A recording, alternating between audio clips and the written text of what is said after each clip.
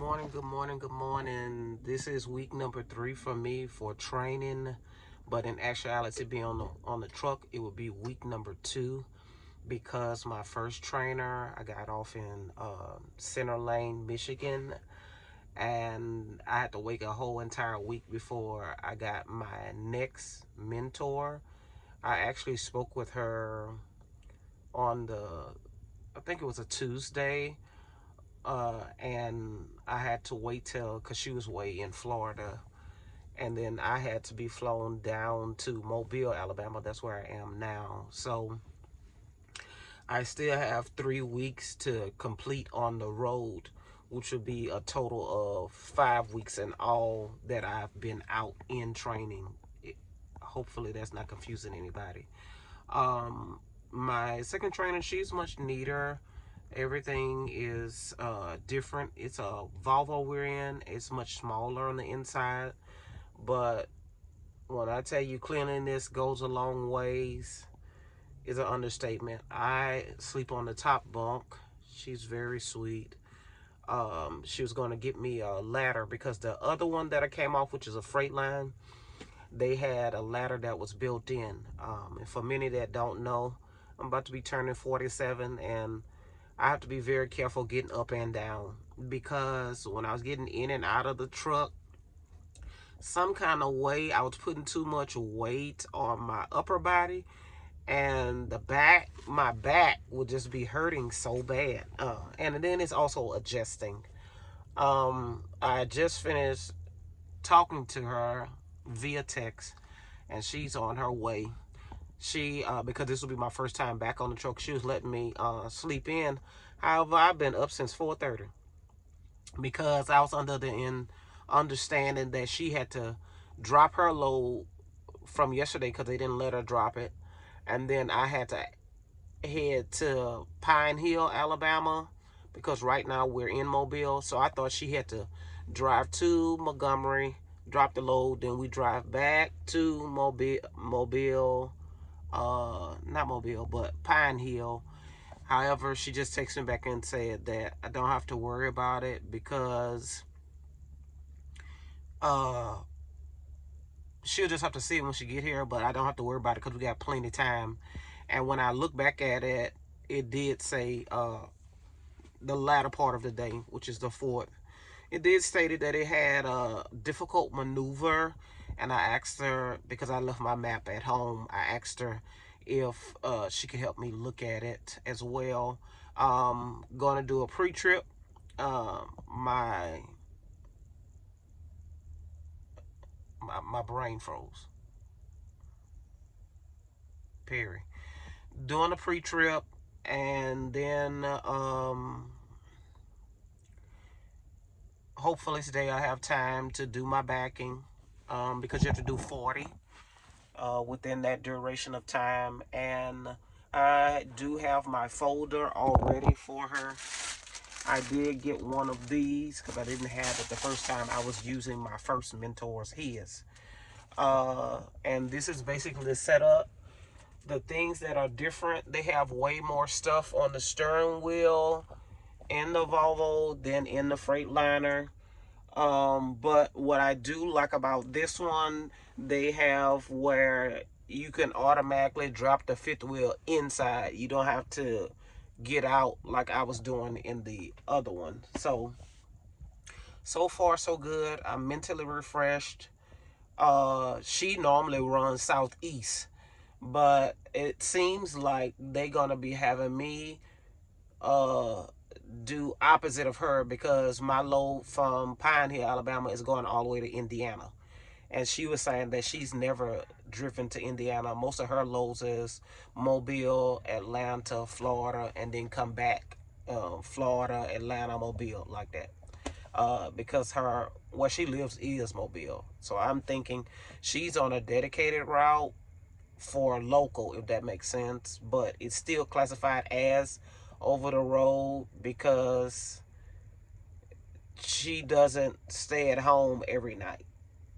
So that's a whole nother learning curve. Whereas I think for mine, I'm just trying to do it where I'm out for weeks at a time, and and probably do my reset out on the road.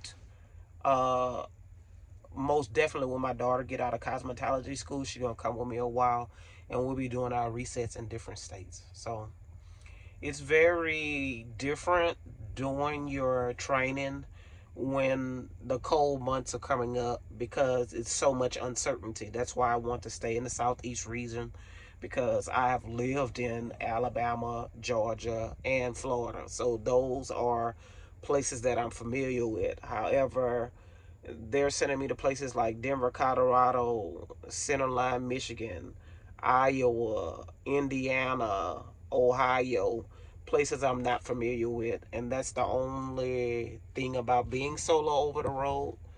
I was blessed yesterday to talk with a person that had, she's the only female that has 1,000,000 miles Force Swift. And she gave me some loads or actual states to stay away from when I go solo. So I wrote all of those notes down. She didn't want to get on camera because her hair wasn't done. I just keep a cap on mine because my hair is not done. I had a sew in at first, and with my first mentor, with his situation, with possible lice and with bed bugs, and I have to say possible because he had to get his hair cut off or whatever, and he had like little red marks all over, but he didn't want to say what it was, if that makes sense. Anyway, y'all be encouraged. If you're going to do something different, just go ahead and do it. It's totally different from teaching. I don't have to remember no names. I don't have to worry about no lesson plans. I basically start whenever the load starts. I'm actually sitting, have more time to reflect. I'm able to see more of the United States. Uh, and I would say to anyone that is in a teaching, if you want to do it, go ahead and do it. Yes, it is a learning curve. Yes, the most difficult part is learning how to back or do a new skill. You don't have to worry about I'm in an automatic restriction because I couldn't do the manual, okay? And that's okay because almost all fleets are going towards not manual, automatic. The only time you probably need a manual or something like that if you're working at a plant, they normally use manuals, 18 speeds, all of that other kind of stuff. But I can go back within this year if I wanted to and get the manual removed, but I gotta pay another $300. So I'm just trying to see if that's all worth it or if I just stay with this.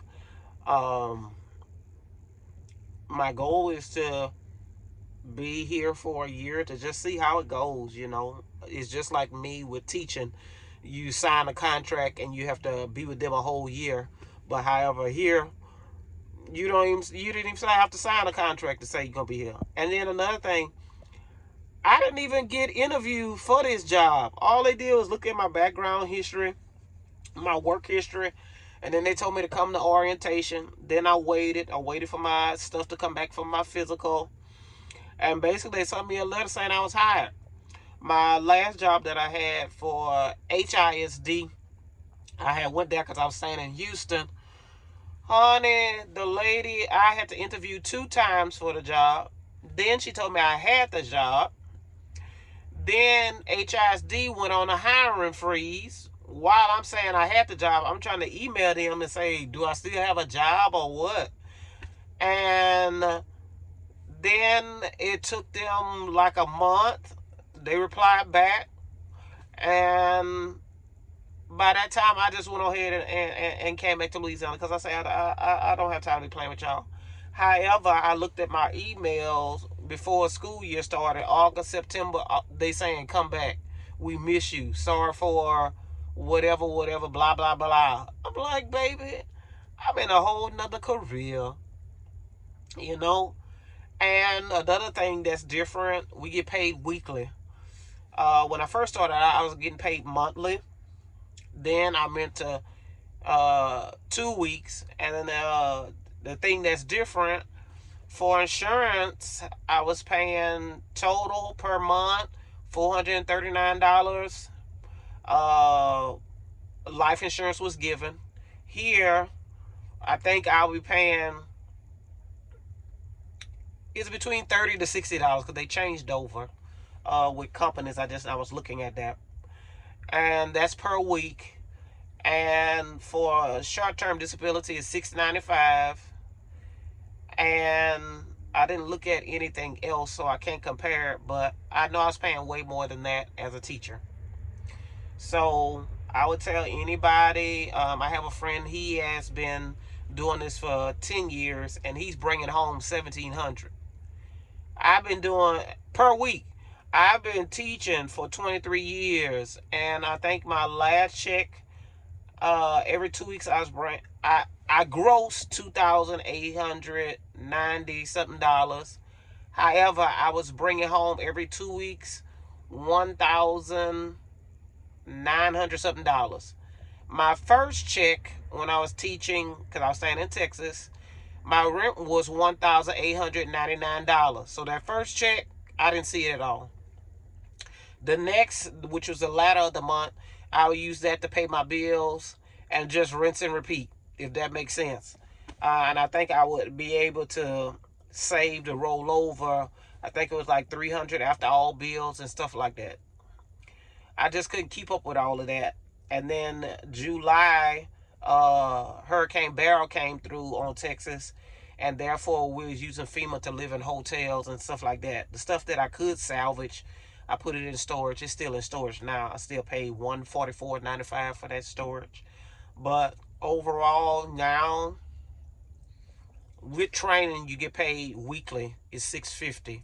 However, with the last week number 2, I only got $309 because I only worked 3 of those days, if that makes sense. So looking forward to getting reimbursed for the stuff I had to throw away from the first one, and reimbursement on my orientation, and the full $650. So that's what I'm looking forward to.